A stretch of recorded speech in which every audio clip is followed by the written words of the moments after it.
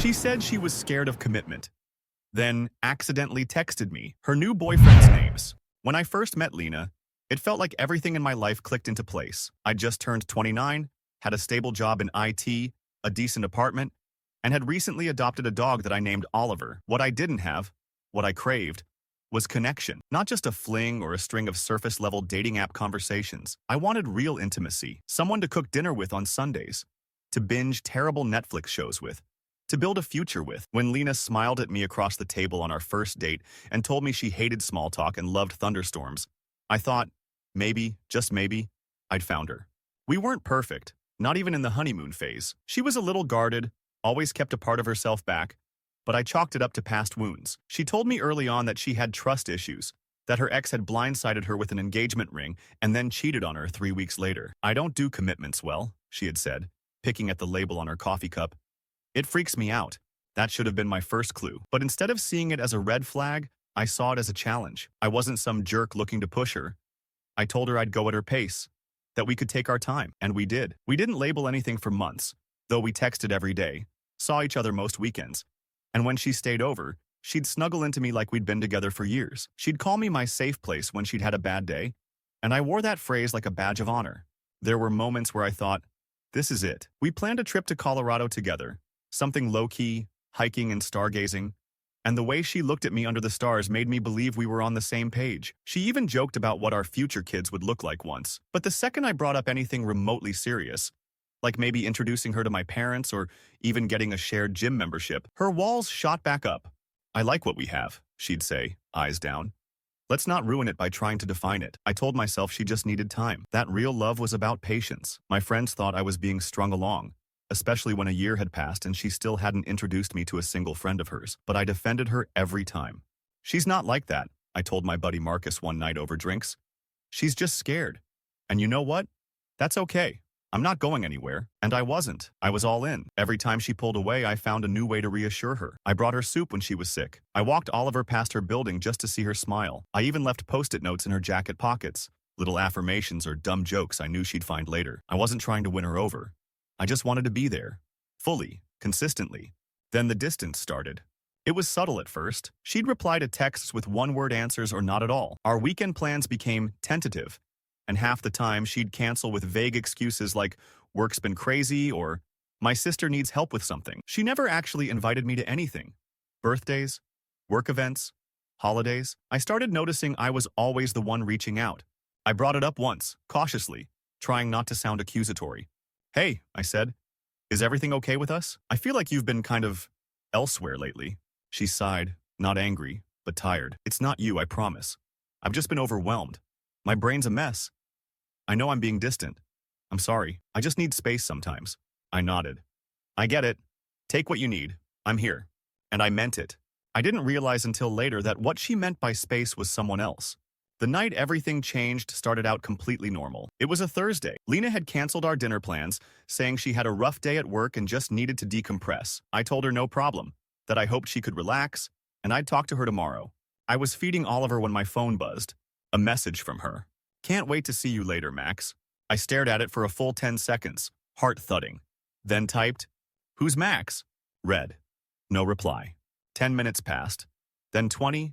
Then 40. Finally, a message popped up. Oh my God, I'm so sorry. That was from my coworker, Max.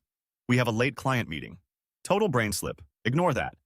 I wanted to believe her, but something cracked inside me then. The message wasn't formal. There was a kiss emoji. It didn't sound like anything you'd send to a colleague, especially not with that kind of warmth. I didn't reply right away. I paced my living room, phone in hand, as Oliver watched me, tail thumping nervously. I kept going back to that message. Could it have been innocent? But the more I thought about it, the more things started to click. Her sudden distance, the vague excuses, the shift in tone. It wasn't just about space. It was about someone else. I opened her Instagram, scrolled.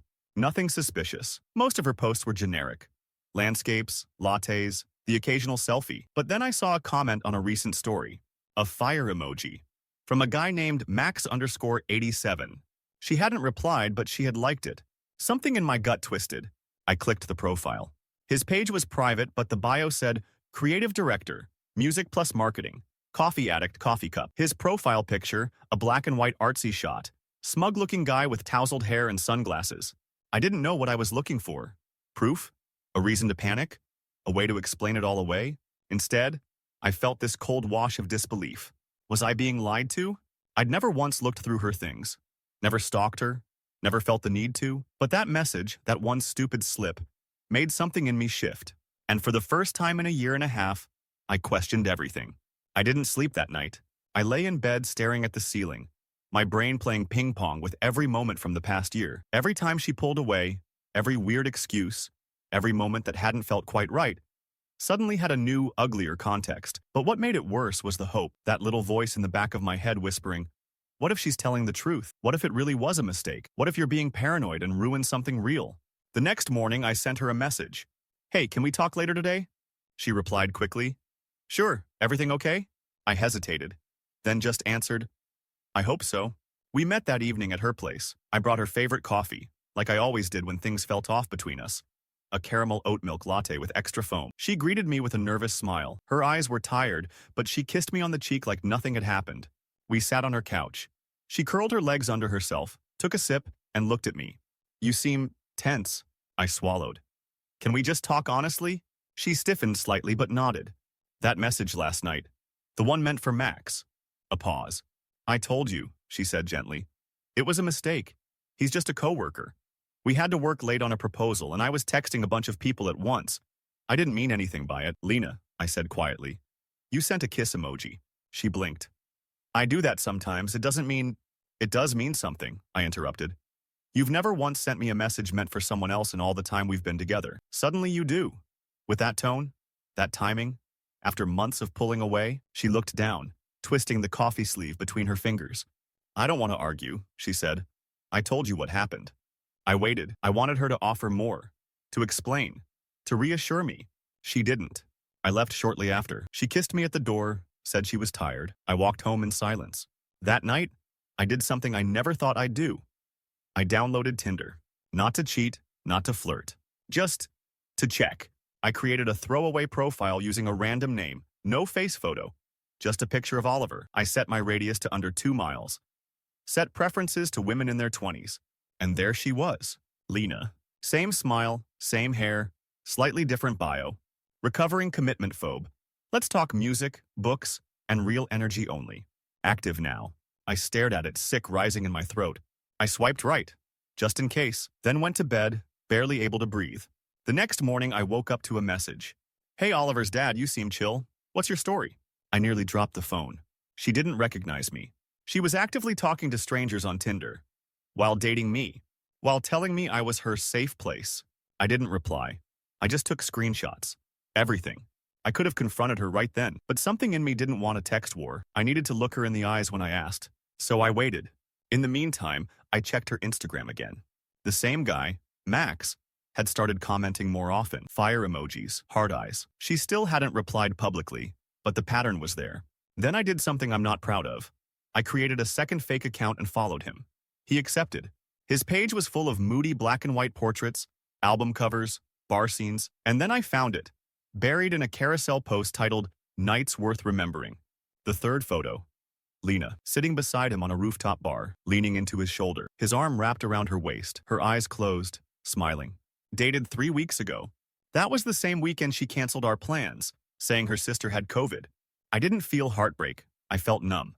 I printed the photo, then the Tinder screenshots, then her message to my fake profile. Then I waited for the weekend. She texted me Saturday morning. Want to come over later? I've missed you. I stared at that text for a while, then replied, yeah, I'll bring dinner. When I arrived, she looked surprised by the bag in my hand. Sushi? She asked with a smile. Not exactly. She gave me a curious look but stepped aside. I walked in, placed the bag on her table, and pulled out the envelope. What's this? She asked, reaching for it. Open it. She did, slowly. Her fingers trembled as she unfolded the papers. The Tinder profile, the message she'd sent, the Instagram photo of her and Max. Her face drained of color. You were spying on me? I was searching for the truth. You weren't going to give it to me. She stepped back like I'd slapped her. You don't understand. I do, I said. You lied. You looked me in the eyes and lied. I didn't mean for it to get this far. I didn't know how to end things without hurting you. So you kept me around like a backup? Someone to cry to when things with Max weren't going well? No, she cried. It wasn't like that. I didn't expect to meet him. It just happened. I didn't cheat on you, not physically. You emotionally cheated the moment you started texting someone else while cuddling me, I said. She looked away, wiping her face. I'm sorry. I believed that she was. But it didn't change what she'd done. I left without saying another word. The door clicked shut behind me, and for the first time in months, I didn't feel like I was waiting for anything. The walk home felt like a dream, not the pleasant kind, more like the kind where you're falling. And the ground never gets closer. I kept replaying her face as she opened that envelope, her voice shaking, her hands trembling, and still, part of me wanted to turn around, to go back, to sit with her and ask why I wasn't enough, why she couldn't just be honest. But I didn't. Instead, I walked through the empty streets with Oliver's leash in one hand and my phone in the other, the glow of streetlights slicing through my thoughts. Messages from friends were piling up, some asking about weekend plans, some just memes or links. I ignored them all. I wasn't ready to talk. That night, I deleted every photo I had of Lena on my phone. Then I deleted our entire message thread. But I didn't block her. I should have. The next few days were strange. I didn't cry.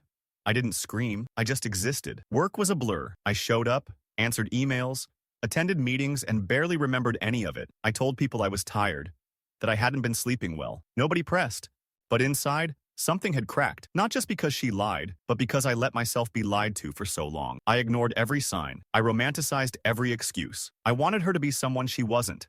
And maybe that was on me. About a week later, Lena texted me. Can we talk? I stared at it for 5 full minutes before I replied. About what? She responded instantly. Please, just, please. I didn't answer. But I didn't delete the message either. 2 days later, she showed up at my place. I didn't give her my address, but she'd been there before. Many times. Too many times. I opened the door and found her standing there in a hoodie and jeans, eyes red. Oliver started barking behind me, but she didn't flinch. Hey, she said softly. I leaned against the frame. What do you want? I'm sorry. You already said that. I mean it. I'm sure you do. She looked down at the ground, then up at me with this expression. Half hope, half something else I couldn't name. I broke up with Max, she said. I blinked. Why are you telling me that? Because it wasn't real. It never felt right. I was trying to run away from something that actually mattered. I thought if I kept things casual, I wouldn't get hurt again. But I just ended up hurting you. My jaw clenched. You didn't hurt me because you were scared.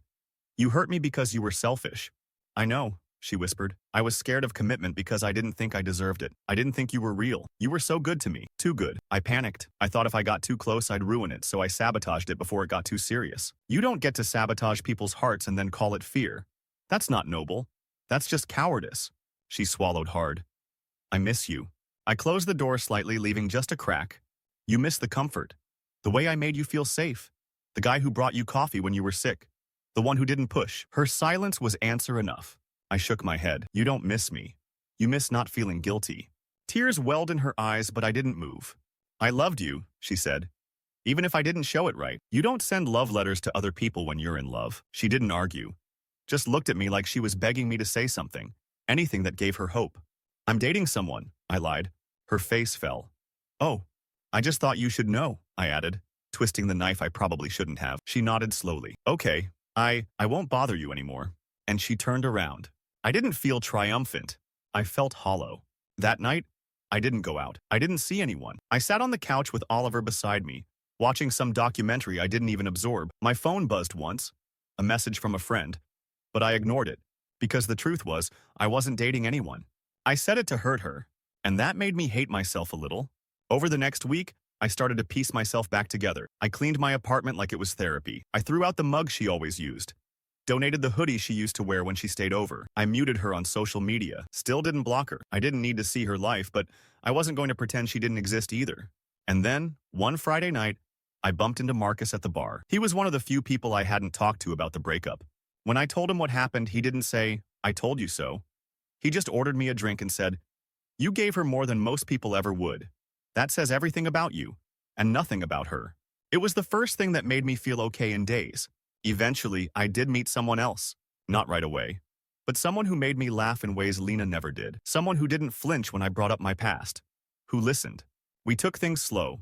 But it was healthy slow, not secretive slow. I didn't have to guess what she was thinking. I didn't have to earn her love every day like it was some challenge. One night, months later, Lena messaged me again. I saw you with her. You looked happy. I didn't reply. Because I was. It wasn't love at first sight with Emily. There weren't fireworks or some dramatic cinematic moment where time stopped. There was just ease. Real, quiet ease. We met at a friend's trivia night. I didn't even want to go, but Marcus had dragged me out, claiming I needed to rejoin the human race. Emily was part of the opposing team. She beat us by a single point because she knew the name of the dog in the sandlot. That annoyed me. Then she smiled at me like she knew she'd gotten under my skin, and I found myself smiling back. The first few times we talked, it was mostly jokes and teasing, all surface-level stuff. But she was sharp, curious. When we finally went out for coffee, I told myself it was just a friendly thing. I wasn't ready for more. But then she asked me a question that nobody else had since the breakup. Are you okay? And when I hesitated, she didn't fill the silence. She waited. That was the first time I told someone about Lena without sugarcoating it. I expected judgment, or at least a raised eyebrow. Instead, Emily nodded and said, "Some people break you in ways that make you better. It sucks, but it's true." I don't know if I fell for her in that moment, but I do know something shifted. We started seeing more of each other. Coffee turned into dinner. Dinner turned into weekend hikes. She brought treats for Oliver. Taught him to high-five. She'd fall asleep on my couch while we watched terrible cooking shows and snore just enough to make me grin. With her, I never had to wonder if I was enough. One night, maybe 3 months in, she asked about Lena again. Gently. Not to dig. Just to understand. She texted me, I admitted. After she saw us together, Emily didn't flinch. What did she say? That I looked happy. She was quiet for a moment. Then, "Are you?" I looked at her, curled into my side, legs tangled with mine under the blanket, and answered honestly. "Yeah, I really am." She smiled. Then it doesn't matter what she said. And she was right. For a while, it really didn't. But of course, it wasn't the last time Lena would appear. It started with small things. She liked one of my old Instagram posts. Something from before we even dated. Then she followed Marcus. Then one day, I got an email from her. Subject: just this once. It read, "I know I shouldn't reach out. I know you probably hate me, but I think about you a lot. Not because I want to mess things up for you, but because I want to say what I never got to. I was broken. You tried to love someone who didn't know how to be loved. I didn't appreciate you, and I regret that. I hope she gives you what I didn't, but just know, I never forgot you. I never will." I read it 3 times.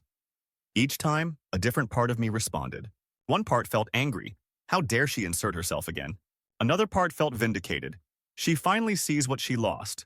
And a small, quiet part felt nothing at all. I didn't reply. I showed it to Emily, though. She read it without saying anything. Then she looked at me and said, "Do you still love her?" It wasn't accusatory. It wasn't insecure. It was just honest. "No," I said without hesitation. I mourned something that never really existed, what I thought we had. It was all me.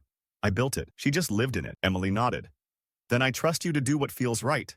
I archived the email. I didn't block Lena. Still. But I didn't respond. Again. Weeks went by. Then months. Lena's presence faded into the background, like a ghost that stops haunting once you stop feeding it. Emily and I kept growing. We fought sometimes, but it was clean. No manipulation. No mind games. We talked through things, even when it was uncomfortable. She'd ask me questions that made me think harder about who I was and what I wanted. And not just in the relationship, but in life. She made me realize how little of myself I gave to me during my time with Lena.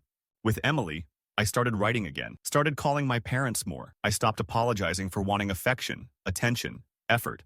One night, we were lying in bed, and she asked me, "Do you ever wonder what would have happened if she hadn't slipped up? If she never sent that message?" I turned on my side to face her. "Yeah, sometimes. And? I think I'd still be there, waiting, hoping, shrinking." She didn't say anything for a while, just rested her hand over my heart. I kissed her forehead. It wasn't just a message. It was a mirror. I saw everything I refused to see before. She whispered, "I'm glad you saw it." So was I. Because as much as that night with Lena destroyed me, it also set me free. Fall came fast that year. The kind of crisp mornings and gold-tinted skies that make you feel nostalgic for things you can't quite name. Emily and I had been dating for almost 8 months by then. We were in that stage where everything felt comfortably real. Not the butterflies and constant texting of the honeymoon phase, but the quiet confidence that came with knowing you were chosen every day. One Saturday morning, we went to the farmer's market. Emily picked out fresh flowers and bought this ridiculous but adorable hat she insisted would become her autumn identity. I snapped a picture of her laughing as she tried it on, the brim flopping over her eyes. Later, I posted it on Instagram with the caption, "Some people bring the season with them." I wasn't thinking about Lena when I posted it, but apparently, she was still thinking about me. Because 3 hours later, I got a DM from her. "Lena, I see you're happy. That's good. That's what you always deserved. It was different from the last time. No long-winded apology, no sadness, just those two sentences. And for the first time, I didn't feel a single pang in my chest. I didn't reply. Emily saw the message, not because I showed her. She happened to glance over while I was reading it. She didn't freak out. She didn't get jealous. She just raised her eyebrows and said, "Closure's a strange thing, huh?" I nodded. "It is. I thought that would be the end of it. I was wrong." A week later, Marcus texted me. "Dude, you're not going to believe who showed up at Kelly's birthday." Kelly, our mutual friend. The same one who introduced Lena to our circle. Me. "You're kidding." Marcus. "She came with Max. Apparently they're back together." I stared at my phone for a long time. I hadn't thought about Max in months. The name had once set me on fire with suspicion and betrayal. Now it just felt hollow. I didn't ask for details, didn't stalk their profiles, didn't care. But still, something about it sat wrong. Not because I was jealous, but because it proved something I'd suspected all along. She never really stopped the cycle. She never learned, never grew. She just circled back to whatever felt familiar. I told Emily later that night, not because I had to, just because I didn't want to carry secrets. "She's back with him," I said simply. Emily raised an eyebrow but didn't look surprised. "She's still scared of commitment or just scared of being alone?" I smirked. "Probably both." Emily leaned against me on the couch, her head on my shoulder. "It's wild, isn't it? The people we used to cry over, obsess over, then one day they're just nothing." "Yeah," I said. "It really is." The following weekend, I got a call from Kelly. She sounded hesitant. "Hey, random question. Lena's throwing a small get-together next Friday for her birthday. I didn't think she'd invite you, but she asked me to tell you that. You're welcome to come." I let out a dry laugh. "Is she serious?" "I think she's trying to be civil. Or maybe she wants to show you something. I don't know. You don't have to come." I just promised I'd pass the message. I thanked her, hung up, and stared at the wall for a while. Part of me wanted to show up, to walk in with Emily on my arm, perfectly happy and untouched, to let Lena see the life she gave up. But that wasn't really me. That wasn't what healing looked like. Instead, I texted Kelly. "Tell her thank you, but I'm busy being happy that night." No reply. I didn't need one. That Friday, Emily and I stayed in. We ordered pizza, watched The Princess Bride, her favorite, and fell asleep tangled up on the couch. At some point in the middle of the night, I woke up and just watched her sleep. She stirred, opened one eye, and smiled. "What?" "Nothing," I whispered. "Just glad you're here." She reached for my hand under the blanket. "I'm not going anywhere." I believed her. For the first time in years, I really believed someone when they said they'd stay. Time has a funny way of sanding down even the sharpest edges. A year passed. Then another. Emily and I moved in together, not because we were trying to prove anything. It just made sense. She'd started keeping a toothbrush at my place anyway. Then a drawer. Then a whole shelf in the fridge. One day we looked at each other, laughed, and said, "Should we just make this official?" So we did. We weren't perfect. No one is. But we made each other better. The kind of better that comes from knowing you're not being tolerated but chosen. Every day. Not in spite of your flaws, but with them. Oliver took to her like he'd known her in a past life. He'd sleep by her side more often than mine. I didn't even mind. Then, one quiet Sunday morning, while we were making breakfast, her flipping pancakes, me brewing coffee, I got a call from a number I didn't recognize. I almost ignored it. But something in me, maybe curiosity, maybe instinct, made me answer. "Hello?" Silence. Then, a voice I hadn't heard in nearly 2 years. "Hey, it's Lena." For a second, I couldn't breathe. She filled the silence. "I'm sorry to call you out of nowhere. I didn't know who else to talk to."